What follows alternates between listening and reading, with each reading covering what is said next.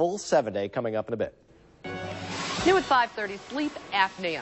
Well, it affects over 6 million people. And as we learn from tagging along with News 11 operations manager Ryan Vetter, the cost to your health can really add up.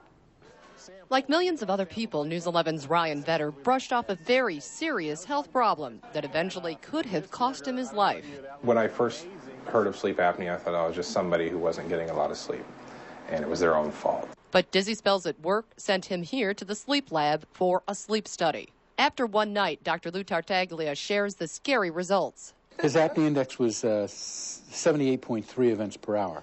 So 5 is mild, 15 is moderate, and gives you a 50% greater chance of dying from heart disease, and 30 is severe. His was 78.3, and in REM, when he was dreaming, it was 83.6 events per hour. Wow. Translation?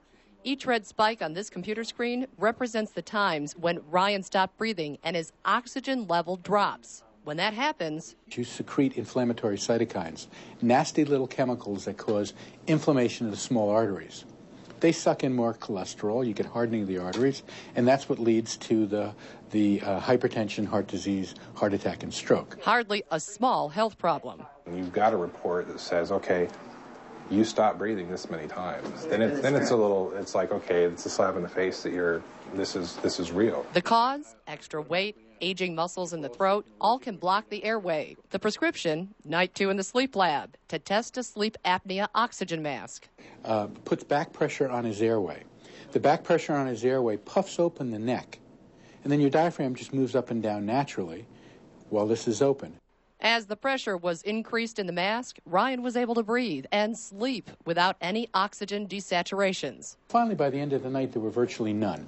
Problem solved? Well, not quite. Translating that into a good night's sleep at home required finding the perfect mask. And I went through 3 masks. The full face mask, what he called the hybrid mask. I'm on the nasal pillow one. I'm a stomach side sleeper. My mouth drops open all the time. Didn't want this Barney Rubble chin strap thing. Ryan's still working on that part, but he has 50 different models to choose from. Nothing to lose sleep over.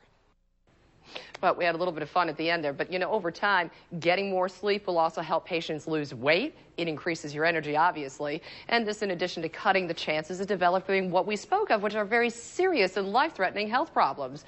Ryan was facing those, again, 6 million others. Also have a new study that finds people with severe sleep apnea report significantly fewer nightmares than people with mild or no sleep apnea at all. Results show the percent of people with frequent nightmares decreased as sleep apnea severity increased as well. Basically, they're just not sleeping deep enough. Also, researchers believe that the apnea suppresses a person's ability to even remember the nightmares.